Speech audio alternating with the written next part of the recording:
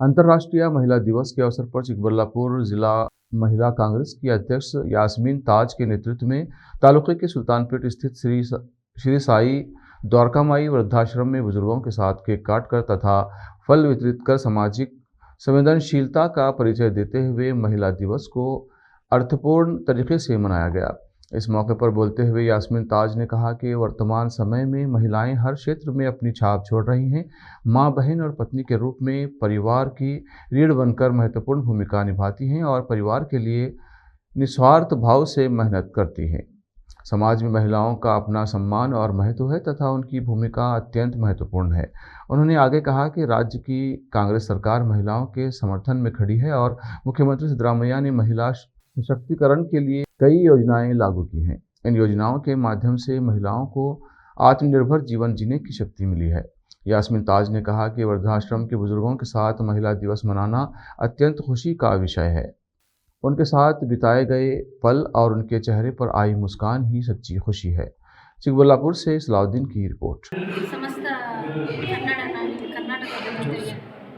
ಸಮಸ್ತ ಕರ್ನಾಟಕ ಜನತೆಗೆ ಮಹಿಳಾ ದಿನಾಚರಣೆಯ ಶುಭಾಶಯಗಳು.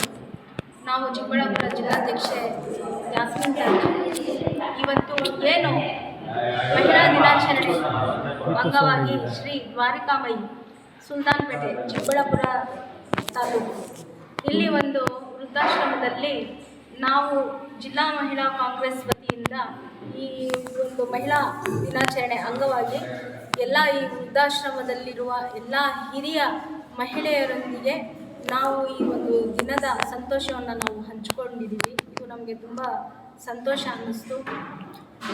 ಮತ್ತು ಹಲವಾರು ಹಿರಿಯರಿದ್ದಾರೆ ಇಲ್ಲಿ. ಅವರ ಆಶೀರ್ವಾದದೊಂದಿಗೆ ನಾವು ಈ ಒಂದು ದಿನವನ್ನು ನಾವು ಆಚರಣೆ ಮಾಡಿದ್ದೀವಿ. ನಮ್ಮ ಒಂದು ಮಹಿಳಾ ಟೀಮ್ ಏನಿದೆ ಚಿಕ್ಕಬಳ್ಳಾಪುರ ಜಿಲ್ಲೆಯ ಬ್ಲಾಕ್ ಅಧ್ಯಕ್ಷರು ಮತ್ತು ಜಿಲ್ಲಾ ಕಮಿಟಿ ನಾವೆಲ್ಲ ಇಲ್ಲಿ ಈ ಒಂದು ಸಂಭ್ರಮಾಚರಣೆ ನಾವು ಮಾಡಿದ್ದೀವಿ. ಅದಕ್ಕೆ ನಾವು ತುಂಬ ಸಂತೋಷ ವ್ಯಕ್ತಪಡಿಸ್ತಾ ಇದ್ದೀವಿ. ಇವತ್ತಿನ ದಿನಗಳಲ್ಲಿ ಏನಿದೆ ಮಹಿಳೆಯರಿಗೆ ಬೆಂಬಲವಾಗಿ ಹಲವಾರು ನಮ್ಮ ಸರ್ಕಾರ ಏನಿದೆ ಹಲವಾರು ಯೋಜನೆಗಳನ್ನು ತಂದಿದ್ದಾರೆ. ಅದಕ್ಕೆ ಶ್ರೀ ಸಿದ್ದರಾಮಯ್ಯರವರ ಕೊಡುಗೆ ತುಂಬ ಇದೆ. ಅವರಿಗೆ ಮುಖ್ಯವಾಗಿ ಧನ್ಯವಾದಗಳನ್ನ ಅರ್ಪಿಸ್ತಾ ಇದ್ದೀನಿ. ಸ್ತ್ರೀ ಸಬಲೀಕರಣಕ್ಕೆ ಹಲವು ಶಕ್ತಿ ಯೋಜನೆಗಳನ್ನು ಕೊಟ್ಟು ಸ್ತ್ರೀಯರಲ್ಲಿ ಎಲ್ಲ ರೀತಿ ಸ್ವಾವಲಂಬಿಯಾಗಿ ಬದುಕುವ ಒಂದು ಶಕ್ತಿಯನ್ನು ತುಂಬಿರುವ ನಮ್ಮ ಮುಖ್ಯಮಂತ್ರಿಗಳಾದ ಶ್ರೀ ಸಿದ್ದರಾಮಯ್ಯ ಅವರಿಗೆ ಮತ್ತೊಮ್ಮೆ ಧನ್ಯವಾದಗಳನ್ನು ಅರ್ಪಿಸ್ತಾ ಇದ್ದೀನಿ. ಈ ಸ್ತ್ರೀ ಸಬಲೀಕರಣಕ್ಕೆ ನಮ್ಮ ಏನು ರಾಜ್ಯ ಸರ್ಕಾರ ಹಲವು ಒತ್ತುಗಳನ್ನು ಕೊಟ್ಟು ಹಲವು ಕಾರ್ಯಕ್ರಮಗಳನ್ನ ಕೊಟ್ಟು ಮಹಿಳೆಯರಲ್ಲಿ ಸ್ವಾವಲಂಬನೆಯನ್ನು ತುಂಬಿರೋದು ನಮಗೆ ತುಂಬ ಸಂತೋಷವಾದ ವಿಷಯ. ಮಹಿಳೆಯರು ಏನಂದರೆ ಇಂದಿನ ಕಾಲದಲ್ಲಿ ಆರ್ಥಿಕವಾಗಿ, ಸಾಮಾಜಿಕವಾಗಿ, ರಾಜಕೀಯವಾಗಿ ಮತ್ತು ಶೈಕ್ಷಣಿಕವಾಗಿ ಮುಂದುವರಿಬೇಕಾಗಿ ನಮ್ಮ ಎಲ್ಲ ಮಹಿಳೆಯರಲ್ಲೂ ಮತ್ತು ತಾಯಿಯೇ ಮೊದಲ ಗುರು, ಮನೆಯ ಮೊದಲ ಪಾಠಶಾಲೆ. ಒಂದು ಸಂಸಾರ ನಡೆಸಬೇಕಂದ್ರೆ ಒಂದು ಹೆಣ್ಣಿನ ಪಾತ್ರ, ಒಂದು ಹೆಣ್ಣು ಮಗಳಾಗಿ ಮತ್ತು ಸೊಸೆಯಾಗಿ, ಹೆಂಡತಿಯಾಗಿ, ಅತ್ತಿಗೆಯಾಗಿ, ಅತ್ತೆಯಾಗಿ ಎಷ್ಟೋ ಒಂದು ಹೆಣ್ಣಿನ ಪಾತ್ರ ಅವಳು ಹುಟ್ಟಿದಾಗಿಂದ ಸಾವಿನವರೆಗೂ ಹಲವು ಸಂಬಂಧಗಳಲ್ಲಿ ಅವಳು ಬೆರೆತು ಹೋಗಿ ತನ್ನನ್ನು ತಾನು ಮರೆತು ಬೇರೆಯವರನ್ನು ಒಂದು ಉಳಿಸೋದಕ್ಕೆ ಮತ್ತು ಬೆಳೆಸೋದಕ್ಕೆ ತುಂಬ ಕಷ್ಟಪಡ್ತಾಳೆ. ಆ ಒಂದು ಮಹಿಳೆಯ